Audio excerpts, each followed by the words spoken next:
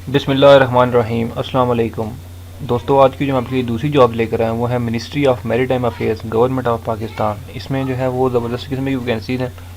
Apply का क्या तरीक़ाकार है मैं आपको इस वीडियो में समझाऊंगा। आपने वीडियो को पूरा देखना है, वीडियो को स्किप नहीं करना, ताकि आपके जितने भी सवालात होते हैं उसके जवाब आपको इसी वीडियो में मिल जाएँ। तो वीडियो शुरू करने से पहले एक छोटी सी रिक्वेस्ट है, जो भी फ्रेंड्स मेरे चैनल पर नए हैं वो मेरा चैनल लाजमी सब्सक्राइब कर दें, बेल आइकन भी प्रेस कर दें, ताकि मेरी आने वाली जो नई जॉब की वीडियोज़ हैं उनका नोटिफिकेशन आपको आसानी से मिलता रहे। तो चलते हैं जी एडवर्टाइजमेंट की जानिब।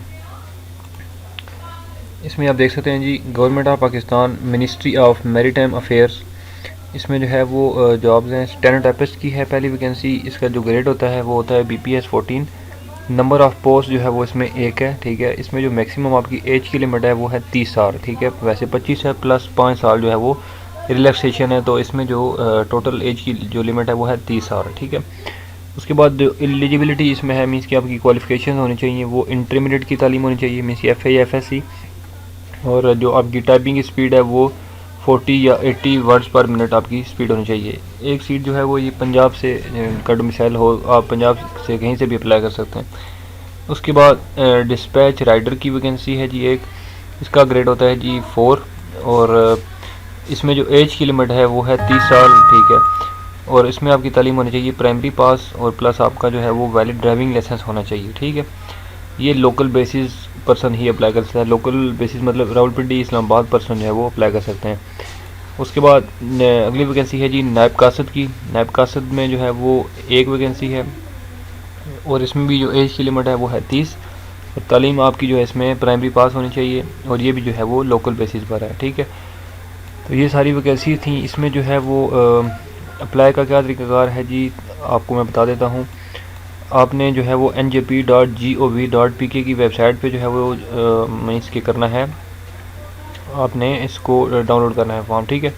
तो मैं या इस वेबसाइट से भी हो सकता है www.moma.gov.pk, ठीक है। तो यहाँ से आपने जो है वो एप्लीकेशन फॉर्म जो है वो डाउनलोड करना है, ठीक है।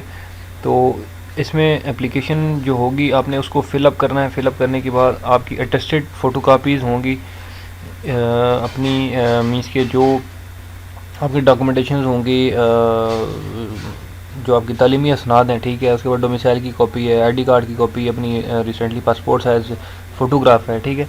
तो वो सारा आपने जो है वो इस एड्रेस पर भेजना है। Section officer admin, ministry of maritime affairs, 8th floor, Kohsar block, Pak secretariat, Islamabad, ठीक है। इस पे जो है उस एड्रेस पे भेजना है। और इसकी जो अप्लाई की लास्ट डेट है वो है 25/4/2023, ठीक है। मीन्स कि 25 अप्रैल 2023 तक आप जो है वो इसमें अप्लाई कर सकते हैं। इसमें जो है अप्लाई की लास्ट डेट जो है वो ये है, ठीक है। बाकी एड्रेस यहाँ पर भी मेंशन है, कॉन्टैक्ट नंबर भी गिवन है। मज़ीद आप जो है इस पर रब्ता भी कर सकते हैं। मैं आपको थोड़ा सा वेबसाइट से जो है वो गाइड कर देता हूँ कि वेबसाइट से आप जो है वो कैसे डाउनलोड कर सकते हैं इसका जो एप्लीकेशन फॉर्म है, ठीक है।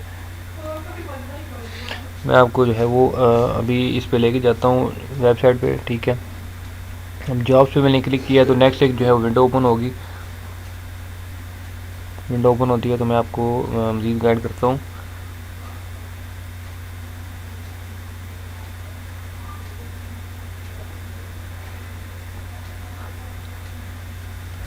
अच्छा, तो ये देख सकते हैं जी कि यहाँ पर लिखा हुआ है advertisement of the 3 vacant post, ministry of maritime affair Islamabad, ठीक है। तो यहाँ से आप इसको जो है वो डाउनलोड भी कर सकते हैं।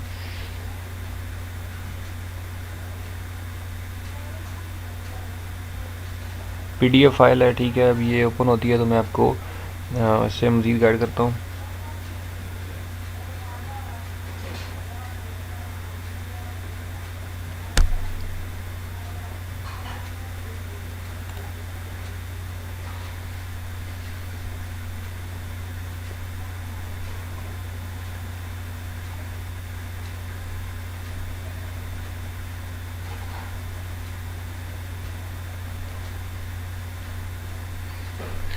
अच्छा जी, ये एडवर्टाइजमेंट है, ठीक है। और ये जो है वो एप्लीकेशन फॉर्म है आपका, ठीक है। ये आपने फिलअप करना है कंप्लीट। आपका यहाँ पर बायोडाटा आएगा, ठीक है। और जिस जॉब के लिए आप पोस्ट कर रहे हैं, ठीक है, एक्सपीरियंस, सॉरी, ये जो है एक्सपीरियंस है आपका, जो आप जॉब आप कर रहे हैं या आपने जो पहले की है वो यहाँ पर आपने मेंशन करनी है। उसके बाद अपना सिग्नेचर और डेट लिखनी है।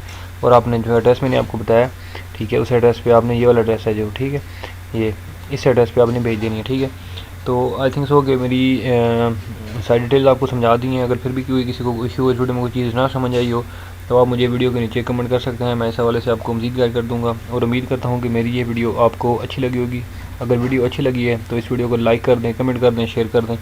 इंशाल्लाह मैं अगली वीडियो में आपकी खिदमत में दोबारा हाजिर हूँगा। तब तक के लिए मुझे दें इजाज़त। अल्लाह हाफिज़।